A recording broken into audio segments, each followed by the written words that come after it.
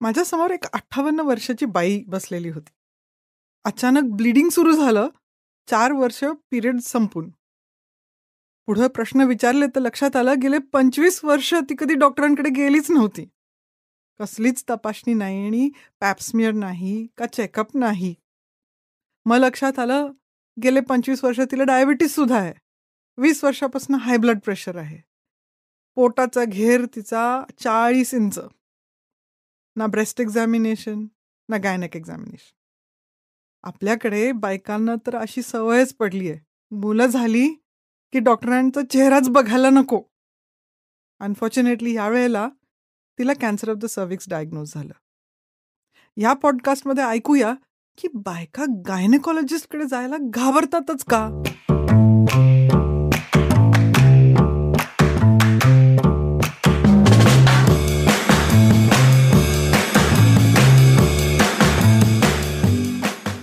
तुम्ही इंट्रोमध्ये म्हटलात तसं बायकांना सगळ्यात जास्त भीती, लाज, संकोच कशाचा वाटत असेल तर तो डॉक्टरांकडे आणि एस्पेशली गायनेकॉलॉजिस्टकडे जाण्याचा. त्यामुळेच एकदा मुलं झाली की बहुतेक बायका गायनेकॉलॉजिस्टकडे फिरकतच नाहीत. शक्यतोवर सगळी दुखणी अंगावरच काढतात. पण हे करणं का चुकीचं आहे? रेग्युलर चेकअप का महत्त्वाचं आहे? डॉक्टरांकडे जाण्याचा संकोच वाटत असेल तर त्यावर मात कशी करायची? तसंच उत्तम स्त्रीरोग तज्ज्ञ कुणाला म्हणायचं? अशा सगळ्या प्रश्नांची उत्तरं आपल्याला या एपिसोडमधनं मिळणार आहेत तुमच्याकडनं, आम्हाला खात्री आहे. सो पहिला प्रश्न आहे, तुम्ही स्वतः गायनेकॉलॉजिस्ट आहात, पण तुम्हालाही यापूर्वी कधी म्हणजे काही वर्षांपूर्वी समजा जर तुम्ही चेकअपला जेव्हा जायचं किंवा जात असाल अजूनही, तर तुम्हाला याचा संकोच वाटलेला कधी किंवा अजूनही वाटतो? अगदी वाटतो. मी गायनेकॉलॉजिस्ट व्हायच्या आधी स्त्री पण होते ना. आहे. आपली इंटिमेट जागा किंवा आपल्या शरीराचा कुठला इंटिमेट भाग कोणालाही दाखवायचा संकोच हा मुलींमध्ये अगदी लहानपणापासून प्रोग्रॅम केला जातो. आपलं कल्चर आणि सोसायटीच अशी आहे की आपण कधी आपल्या आई किंवा मावशीला, आत्याला कधी कुठल्या डॉक्टरांकडे अगदी सहज आनंदात जाताना कधी बघितलंच नव्हतं.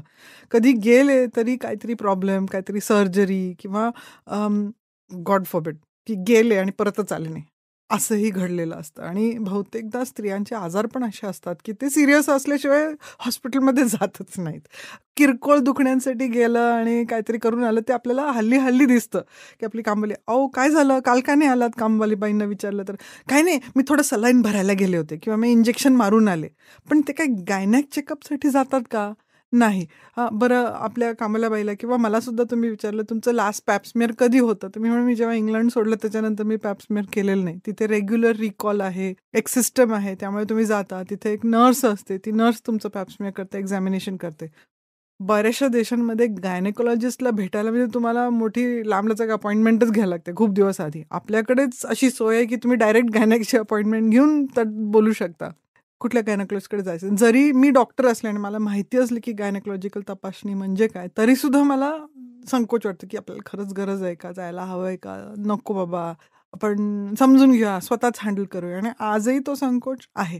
त्यातून सुद्धा माझ्याकडे जी लिस्ट आहे गायनेकॉलॉजिकल चेकअपची, ती मी स्वतःला फोर्स करते करून घ्यायला. कारण की मला माहिती आहे की त्याचे जे कॉन्सिक्वेन्सेस आहेत न करण्याचे, ते मला मान्य नाही आहेत.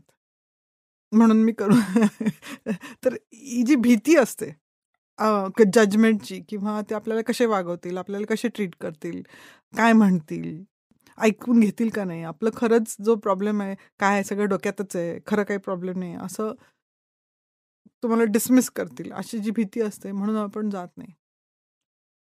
सो मॅडम, प्रश्न तोच येतो की तुम्ही डॉक्टर असूनही जर तो संकोच हा आहेच आहे, कारण तुम्ही म्हटलं तसं तुम्ही आधी स्त्री आहात, तर मग कॉमन पीपलचा जर विचार केला आपण, सामान्य जनतेचा, तर त्यांना तर किती मोठा संकोच आणि हे असेल, तर मग यामागे हीच कारण आहेत सगळी की त्याच्यामुळे त्या टाळतात जाण्याचा? हो, तो एक आहे. आणि रिसर्चमध्ये हेही बघून पाहिलेलं आहे की फायनान्शियल कन्स्ट्रेंट्समुळे सुद्धा बायका पुढे येत नाहीत. आणि आपण तर नेहमी बघतो, कुठली फॅमिली असली तर आधी मुलाचं सेलिब्रेशन, मग आपली फॅमिली ट्रिप, मग नवऱ्याचं काहीतरी सेलिब्रेशन, मग आपली येणारी दिवाळीची पार्टी किंवा गणपतीचा सोहळा, ह्या सगळ्यासाठी पैसे आधी खर्च केले जातात. मग जी घरची स्त्री असते तिची ज्या गरजा असतात, इन्क्लुडिंग हेल्थकेअरच्या गरजा, त्या सगळ्यात शेवटी असतात. म्हणजे कुठलीही स्त्री आज पटकन कुठल्या तरी दुकानामध्ये जाऊन नवीन साडी घ्यायला तयार होईल, पण त्याच पैशाने तिचं मॅमोग्रॅम करणं, सोनोग्राफी करणं, म्हणजे अरे काही झालं नाही आहे मग कशाला जायचं, जोपर्यंत काहीतरी होत नाही तोपर्यंत काही तपासणी करायची नाही, त्याच्यावरती खर्च करायचा नाही अशी समजूत असते. मग जे काही देश असतील, से UK आहे किंवा बरेचसे युरोपियन कंट्रीज आहेत जिथे कॉन्ट्रीब्युटरी हेल्थ स्कीम असते किंवा गव्हर्नमेंट फंडिंग असतं हेल्थसाठी, आणि तुम्हाला रिकॉलच म्हणजे तुम्हाला पत्र देऊन लिहून पाठवलं की ते तुमचं ॲन्युअल चेकअप आहे, आणि त्याच्यामध्ये बरेच असे असतात, मॅमोग्रॅम आहे, पॅप्समियर आहे, कोलोनोस्कोपी आहे, स्टूल एक्झामिनेशन आहे. अशा जेव्हा गोष्टींची च्या तपासणीसाठी तुम्हाला बोलवलं जातं तेव्हा तुम्ही अरे याच्यात काय, तरी सुद्धा आपण जाऊया बाबा असं करतो. पण जिथे आपल्या खिशातनं खर्च करायला होतं तिथं आपण करत नाही.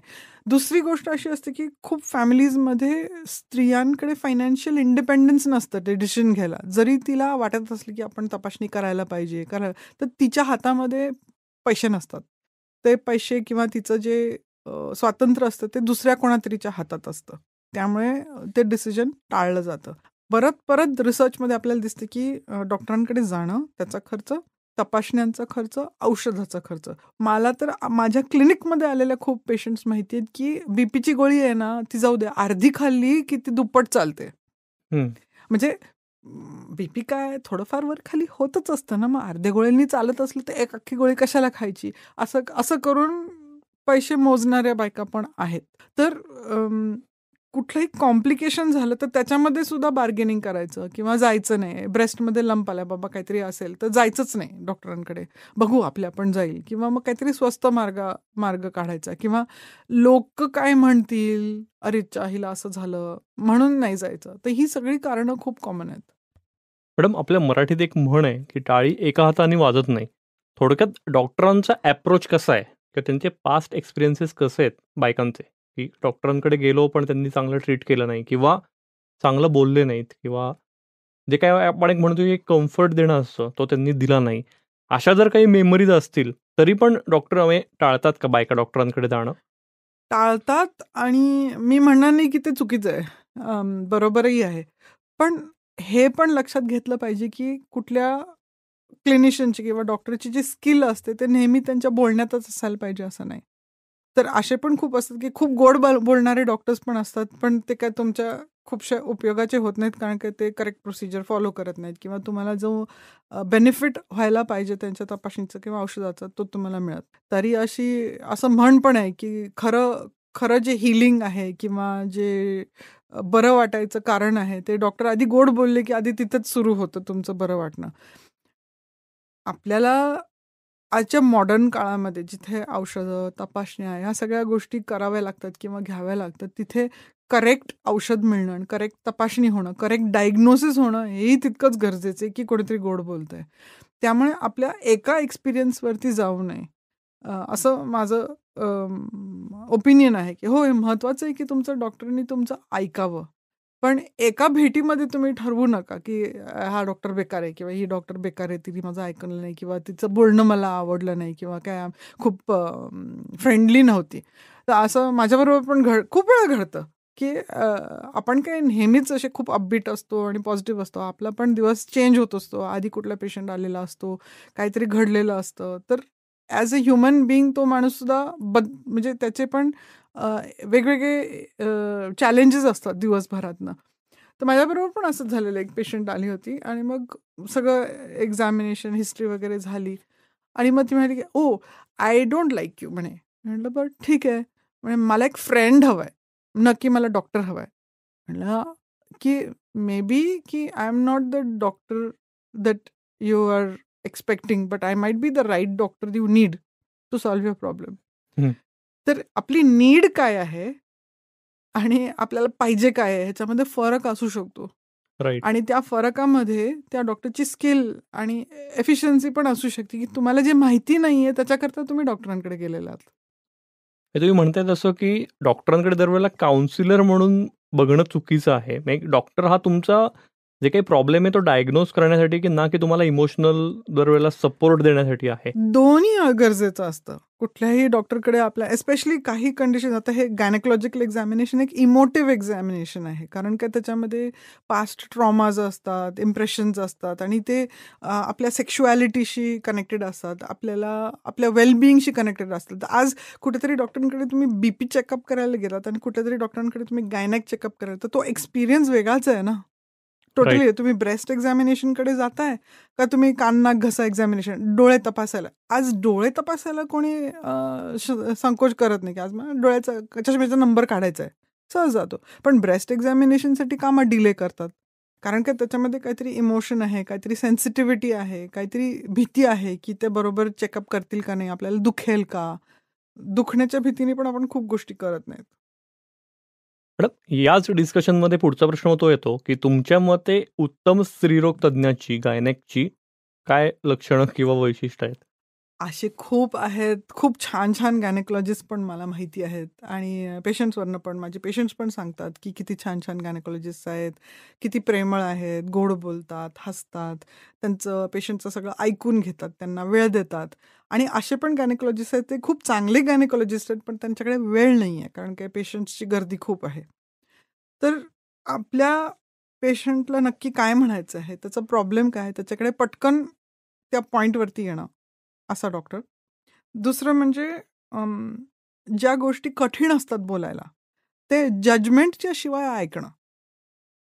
म्हणजे फॉर एक्झाम्पल अनमॅरिड कोणी मुलगी आली किंवा मुलं-मुली आले की त्यांना प्रेग्नन्सी टर्मिनेशनसाठी काउन्सिलिंग हवं आहे. तर माझं काम नाही आहे त्यांना जज करायचं की तुमचं अजून लग्न का नाही झालं. म्हणजे आजही माझ्याकडे असे पेशंट्स आहेत जे लग्नाच्या आधी प्रेग्नन्सीसाठी आलेले, काउन्सिलिंग झाले, मग व्यवस्थित सगळं त्यांचं पार पडून आता ते मूल जन्माला पण आलंय. आणि त्यांचं रिलेशनशिप आणि लग्न आणि ते मूल. त्यावेळेला जर माझी भूमिका असली असती, हे काय तुम्ही केलं असं तसं, तर ते निघून गेले असते किंवा कोणीतरी दुसऱ्याने त्याचं टर्मिनेशन काही प्रश्न न विचारता करूनही टाकलं असतं.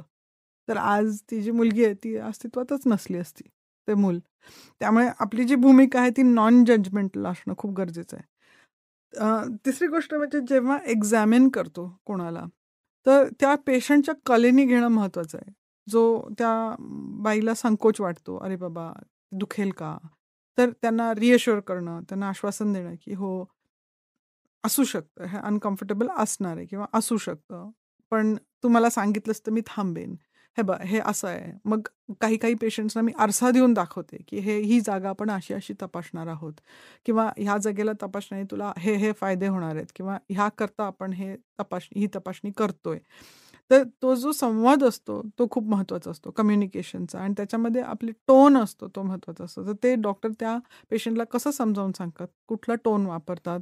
अगदी असा, "ए, किती वेळ घालवते? पटापट चला, माझा वेळ खाऊ नका." असे म्हणणारे पण डॉक्टर्स असतात. तर तसं न वागणं आणि सपोज गर्दी खूप असली आणि खूप बिझी क्लिनिक असलं, तर त्याची सोय करणं पण खूप गरजेचं असतं आणि आपण हल्ली तर खूप मला पण डॉक्टर्स माहिती आहेत, की मल्टिपल कॅबिन्स ठेवतात. तिथे असिस्टंट्स जास्त असतात, की त्या स्त्रीला कम्फर्टेबल करून मग ते कन्सल्टंट येऊन एक्झामिनेशन करतात आणि एक्झामिनेशन करताना पेशंटचा चेहरा बघणं, की किती त्रास होतोय का नाही होतोय, जेंटल असणं, केअरफुल असणं आणि तपासणी झाल्यानंतर आपल्याला काय मिळालं, काय त्याचं निदान आहे ते समजावून सांगणं. ते तपासणी आपण का करतोय, टेस्ट का करतोय आणि फॉलोअप ही गोष्ट, की हो, आपण नुसतंच कोणाला तरी औषधं देऊन सोडून नाही देतो.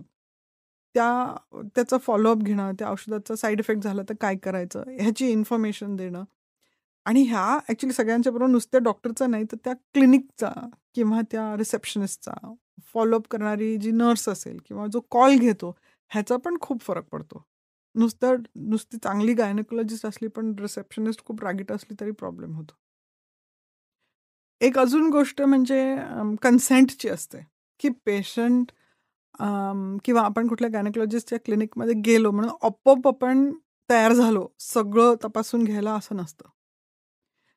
प्रत्येक स्टेपला आपली कन्सेंट घेणं खूप गरजेचं असतं. म्हणजे मी कुठल्याही पेशंटला "नाही, नाही, आता तुम्ही इथे आलात, तुम्हाला माहिती नाही का तुम्ही तपासणार आहे?" असं कधी अस्युम करत नाही. तर हो, आज आपण तुम्हाला तपासलं तर चालेल का? आज तयारी आहे का? कारण काही पेशंट्स कसे असतात, घाबरलेले असतात. ते आधी तुमचा अंदाज घेत असतात, की आपण ह्या डॉक्टरांच्या बरोबर बोलू शकतो का? मग बोलू शकत असले तर पुढचा स्टेप करायला तयार असतात. तर मग कधी-कधी काही पेशंट्स असे असतात, की त्यांना 1, 2, 3 व्हिजिट्स लागतात, की ते एक्झामिनेशनसाठी तयार होतात. मग त्यासाठी आपली कन्सेंट घेणं खूप महत्त्वाचं असतं, की हो तयारी, त्याची मंजुरी, एक्सेप्टन्स आणि त्या पेशंटच्या कलेकलेने त्यांना तपासणं. दुसरी गोष्ट अशी पण असते, की कधी-कधी खूप भीती वाटत असली कुठल्या गोष्टीची, पण आपल्याला हे करून घ्यायचं माहिती असलं, तर कोणीतरी हात धरायला आहे. मे बी ते पेशंटचा नवरा असेल किंवा आई असेल किंवा बहीण असेल किंवा कोणीतरी मैत्रीण असेल, कोणीतरी बरोबर जेव्हा असतं, तेव्हा त्या पेशंटला फ्रीडम देणं, की हां, तुला हात धरायला कोणी हवंय का? तुला बरं वाटेल का? अशा छोट्या-छोट्या गोष्टींमुळे त्या पेशंटचा कम्फर्ट लेव्हल वाढतो आणि मग आपण जेव्हा गायनेकॉलॉजिस्ट म्हणून, डॉक्टर म्हणून त्यांना असं इंटिमेट एक्झामिनेशन करायला जातो, तेव्हा त्या पेशंटला कमीत कमी त्रास होतो, रिलॅक्सेशन इम्प्रूव्ह होतं आणि मग आपल्याला जे निदान करायचं असतं, ते सोपं आणि ॲक्युरेट व्हायची शक्यता जास्त असते. ओके. पण आता थोडा वयानुरूप विचार केला तर नियमित चेकअप का महत्त्वाचं ठरतं प्रत्येक वयाच्या टप्प्यावर? आणि आपण जेव्हा रेग्युलर चेकअप म्हणतो, तर किती इंटरव्हलनी ते करणं अपेक्षित आहे? हा थोडा चॅलेंजिंग प्रश्न आहे. कारण ॲज कम्पेअर्ड टू मेन, स्त्रियांमध्ये त्यांच्या रिप्रोडक्टिव्ह लाईफमध्ये काही असे खूप महत्त्वाचे टप्पे असतात. फॉर एक्झाम्पल प्युबर्टी आहे. मग नेक्स्ट स्टेज आहे मॅरेज, प्रेग्नन्सी, पोस्टपार्टम म्हणजे लग्न, प्रेग्नन्सीचा काळ आणि डिलिव्हरीच्या नंतरचा काळ. मग पुढचा टप्पा येतो मेनोपॉजचा. मग त्याच्या पुढचा टप्पा येतो साधारण 60 ते 80 वर्षाच्या मध्ये, जेव्हा त्या जिरियाट्रिक एज ग्रुपमधले जे प्रॉब्लेम्स येतात ते. आणि अधूनमधून कॉन्ट्रासेप्शन आहे, इन्फेक्शन्स आहेत, वजायनल डिस्चार्ज आहे, ब्रेस्ट लम्प्स आहेत, डायबिटीस, हाय ब्लड प्रेशर आहे, सर्व्हायकल कॅन्सर स्क्रीनिंग आहे. अशा सगळ्या गोष्टींची जी स्क्रीनिंग असतं किंवा टेस्टिंग असतं, ते मध्ये येत असतं आणि ह्या वेगवेगळ्या रिप्रोडक्टिव्ह स्टेजेसमध्ये ह्या सगळ्या गोष्टींचे रिस्क वेगवेगळे असतात. आता बहुतेक बायकांना सवय असते, की आता लग्न होणार आहे, तर आपण डॉक्टरांना जाऊन भेटूया, थोडंसं आपण इन्फॉर्मेशन घ्यायला पाहिजे कॉन्ट्रासेप्शनबद्दल, आपल्याला लगेच मूल नको आहे. एस्पेशली ज्या बायका अवेअर असतात, जे कपल्स अवेअर असतात, ते ऑलरेडी हे डिस्कशन त्यांनी केलेलं असते किंवा कुठल्या तरी मुलीला माहिती असते, की तिला सेक्सबद्दल थोडी अँक्झायटी आहे किंवा भीती आहे. तर एक कपल म्हणून ते प्री मॅरिटल काउन्सिलिंगसाठी येतात. हा एक डॉक्टर्सचा कॉन्टॅक्ट असू शकतो आणि ज्या फॅमिलीजमध्ये असं शिकणं किंवा असा कॉन्टॅक्ट घेणं हे नॉर्मलाइज केलेलं असतं, तिथे डॉक्टरांना अशा गोष्टींबद्दल भेटायची अँक्झायटी कमी असते, संकोच कमी असतो. मग प्रेग्नन्सीमध्ये तर खूप कॉमन आहे. रेग्युलर कॉन्टॅक्ट असतो. कमीत कमी आपल्या गव्हर्नमेंट ऑफ इंडियानी सुद्धा फॉक्सीच्या असिस्टन्सने हेल्प केले, की कमीत कमी तुमचे 8 व्हिजिट्स झाले पाहिजेत प्रेग्नन्सीमध्ये किंवा हे मॉनिटर केलं पाहिजे. तर अशा गोष्टींबद्दल गाईडलाईन्स आहेत, की प्रेग्नन्सीच्या वेळेला चेकअपमध्ये काय बघितलं पाहिजे, कसं तिला मॉनिटर केलं पाहिजे म्हणजे हेल्थी आउटकम असेल. तसंच पोस्टपार्टम डिलिव्हरीच्या नंतर 6 वीक्सच्या नंतर कॉन्टॅक्ट असतो, 3 मंथ्सच्या नंतर कॉन्टॅक्ट असतो आणि प्रत्येक व्हिजिटमध्ये कॉन्ट्रासेप्शनबद्दल बोललं जातं. पुढच्या तुम्हाला प्रेग्नन्सी प्रिव्हेन्शनसाठी किंवा प्रेग्नन्सी फॅमिली प्लॅनिंगच्या बद्दल गाईडन्स दिला जातो. ज्या बायका फॅमिली प्लॅनिंग टेकअप करतात, फॉर एक्झाम्पल कॉपर्टी आहे किंवा इम्प्लांट्स आहेत किंवा इंट्रायुट्राईन डिव्हाइस आहे किंवा इंजेक्शन्स आहेत किंवा पिल्स आहेत, त्यांचं नॅचरली कॉन्टॅक्ट राहतो. कारण की दरवर्षी किंवा दर 6 महिन्यांनी चेकअप करणं गरजेचं असतं.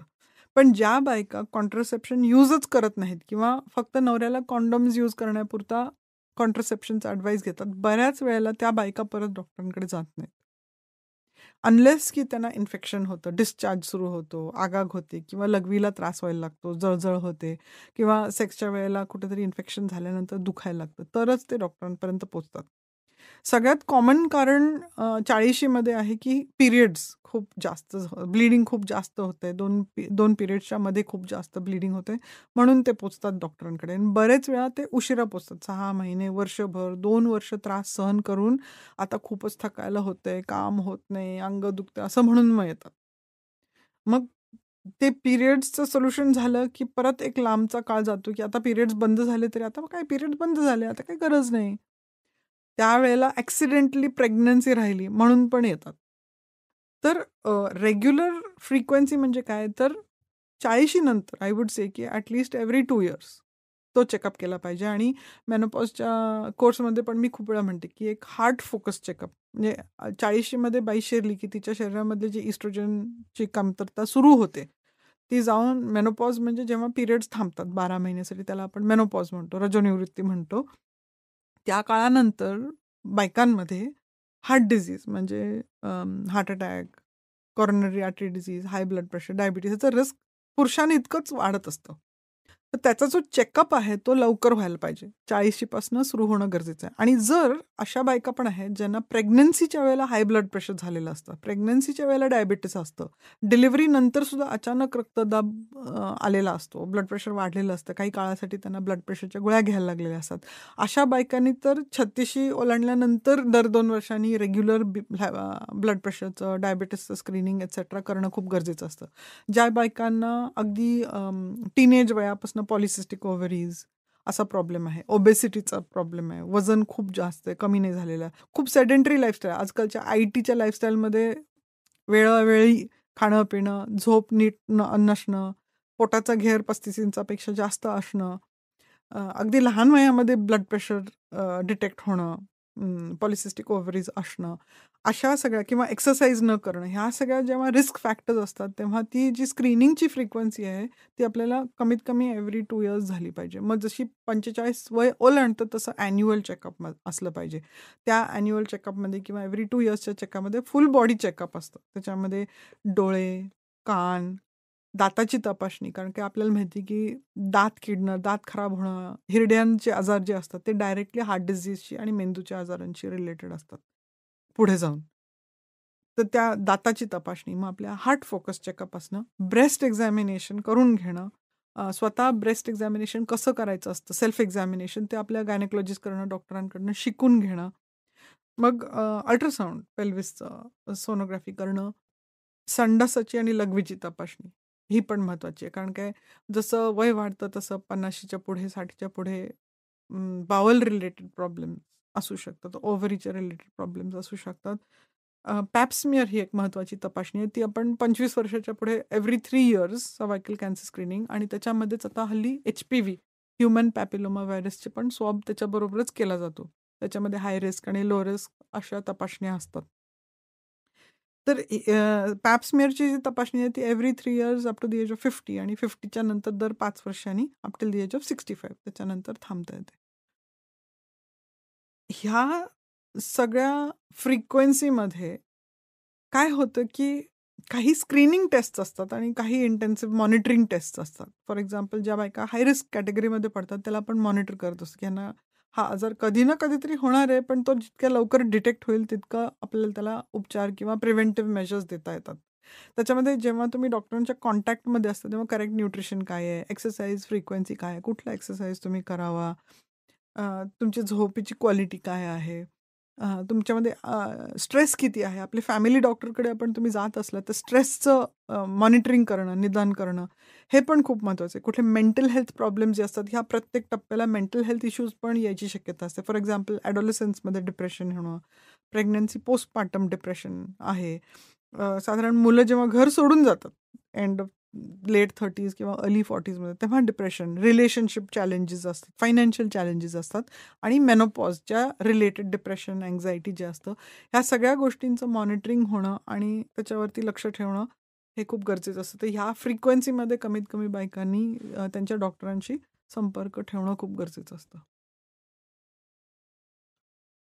खूपच इन डेप्थ एक्सप्लेन केलं मॅडम तुम्ही, आणि हे खूप गरजेचं आहे. बऱ्याच स्त्रिया मॅडम डॉक्टरांकडे जाण्याचा संकोच वाटतो त्यांना, कारण त्यांना स्वतःच्या शरीराविषयीच पुरेशी माहिती नसते का? तर सेल्फ एक्झामिनेशनच्या काही साध्या सोप्या टिप्स सांगाल तुम्ही? सेल्फ एक्झामिनेशन तसं आत्तापर्यंत आपण कसं म्हणतो की ब्रेस्टबद्दलच सांगितलं जातं की तुम्ही ब्रेस्ट सेल्फ एक्झामिन कसे करायचे नाही, एकदा ते शिकून घेणं गरजेचं असतं, कारण आता नुसतं चाचपडण्यात काही अर्थ नाही, सगळीकडेच गाठी लागतात. पण आपल्या शरीराबद्दल माहिती असणं, फॉर एक्झाम्पल जर जेनिटल्स म्हणले तर अगदी लहानपणापासून सगळे लपलेले असतात जेनिटल्स बायकांचे, कारण उघड उघड नसतात, त्यामुळे त्यांच्याकडे बघायची पण सोय नसते. तर कुठल्याही स्त्रीने एक आरसा घेऊन स्वतःचे जेनिटल्स एक्झामिन करणं गरजेचं असतं. तिथे काही चेंजेस आहेत का, त्या स्किनमध्ये काही चेंजेस आहेत का, हे सगळं जर तिला माहिती असलं की तिच्यासाठी नॉर्मल काय आहे, तर त्याच्यामध्ये जर काही चेंजेस झाले, ॲबनॉर्मॅलिटीज असले, तर ते लवकर डॉक्टरांकडे जाऊ शकतात. सेम थिंग आहे आपल्या ब्रेस्टच्या बद्दल सुद्धा. हे आपण इंटिमेट एक्झामिनेशनबद्दल बोलतो.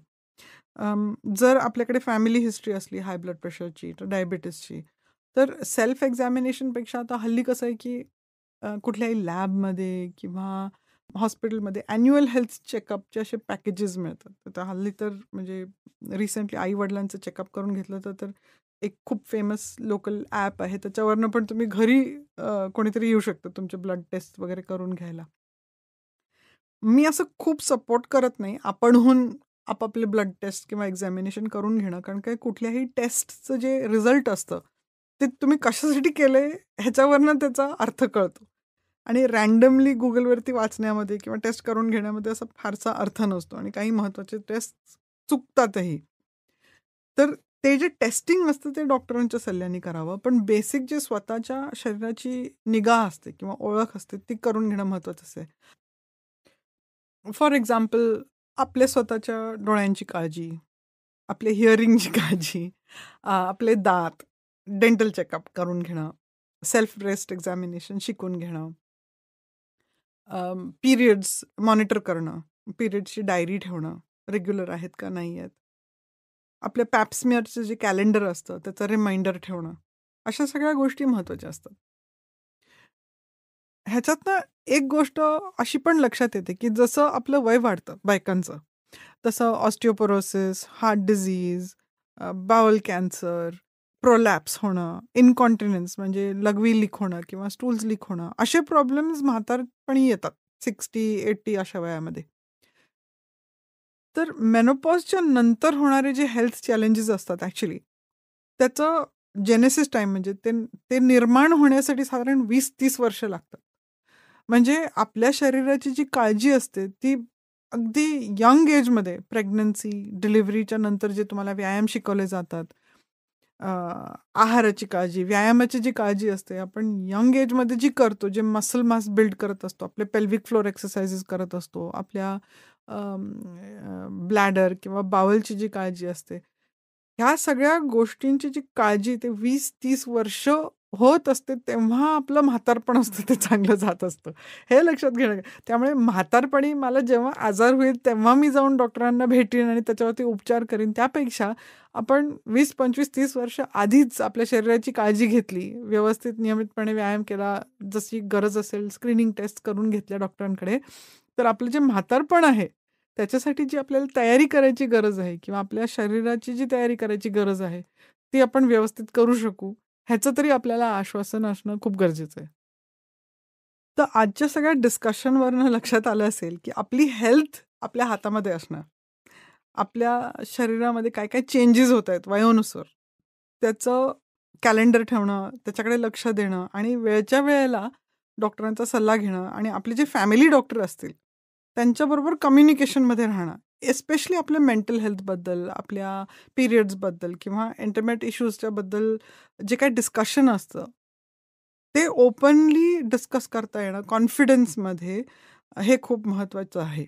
आणि पुढे जाऊन आपल्या उत्तम आरोग्यासाठी, आपल्या मेंटल हेल्थसाठी सुद्धा हे सगळं खूप महत्त्वाचं ठरतं.